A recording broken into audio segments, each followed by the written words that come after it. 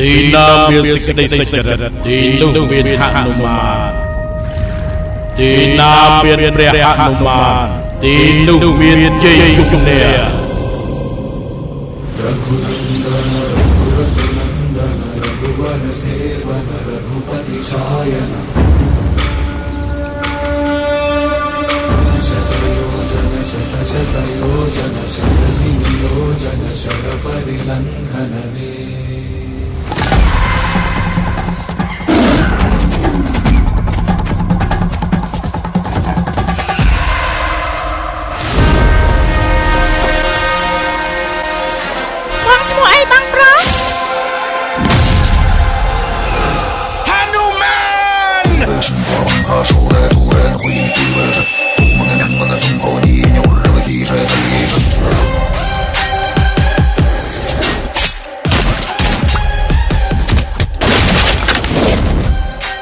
ធម្មពលដែលកំណត់មិនល្អទេសេរី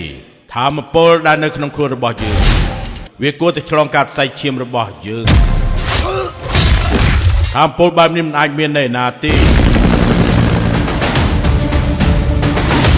អ្នកណាម្នាក់ដែលស្គាល់ធម្មពលនេះមិនគួរនៅមានជីវិតទេយើងសូមស្បត់ចំពោះព្រះជាម្ចាស់អ្នកណាហ៊ានប៉ះប្អូនប្រុសរបស់យើងនឹងវាយក្បាលគេនឹងផ្លែដូងនេះ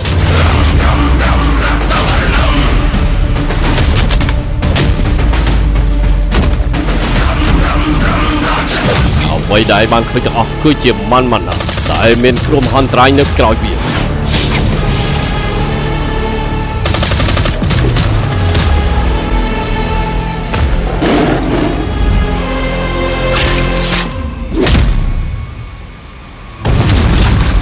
ព្រះហនុមានឈរនៅជាមួយមនុស្សគ្រប់រូបដែលតស៊ូដើម្បីភាពសុចរិតឯងក៏ឈរនៅជាមួយរបស់ឯងដែរ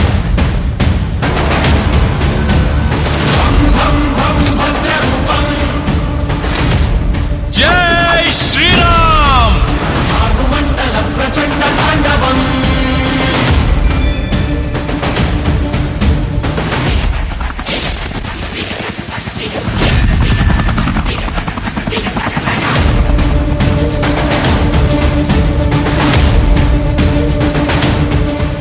សម្រាប់ការការពារអធិបតេយ្យរបស់មនុស្សការបង្ហាញខ្លួនរបស់ឯងគឺសំខាន់ណាស់ហនុមាន